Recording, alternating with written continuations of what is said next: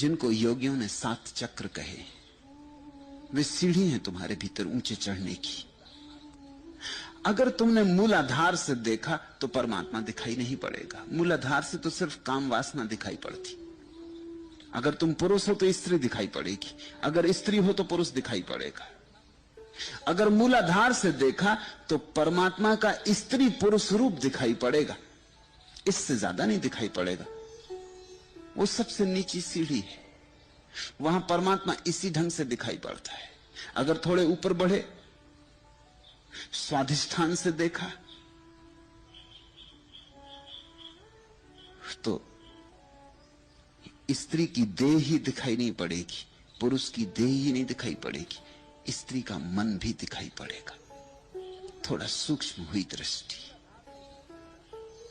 मूलाधार से जो देखता है उसे सिर्फ देह दिखाई पड़ती, स्त्री यानी सुंदर देह।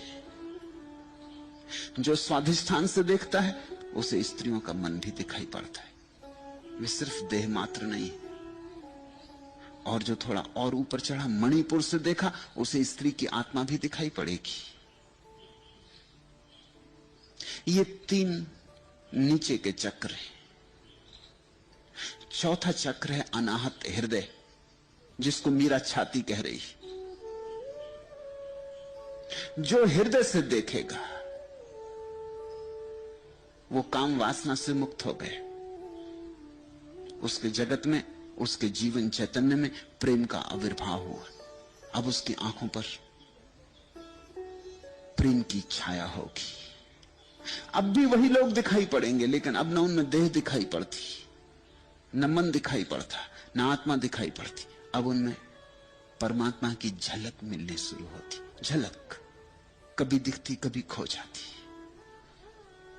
जैसे रात में बिजली कौंध जाए, फिर अंधेरा हो जाता है।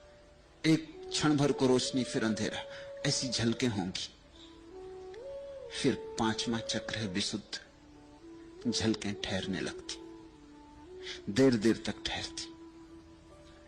प्रकाश होता है तो रुकता है, एकदम चला नहीं जाता। प्रकाश के क्षण बढ़ने लगते, अंधेरे के क्षण कम होने लगते।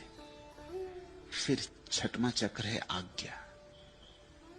अब प्रकाश बिल्कुल स्थिर होने लगता है, लेकिन अभी भी कभी कभी अंधेरा उतर आता है। कभी कभी, जैसे पहले कभी कभी रोशनी उतरती थी, अब कभी कभी अंधेरा उतरता है।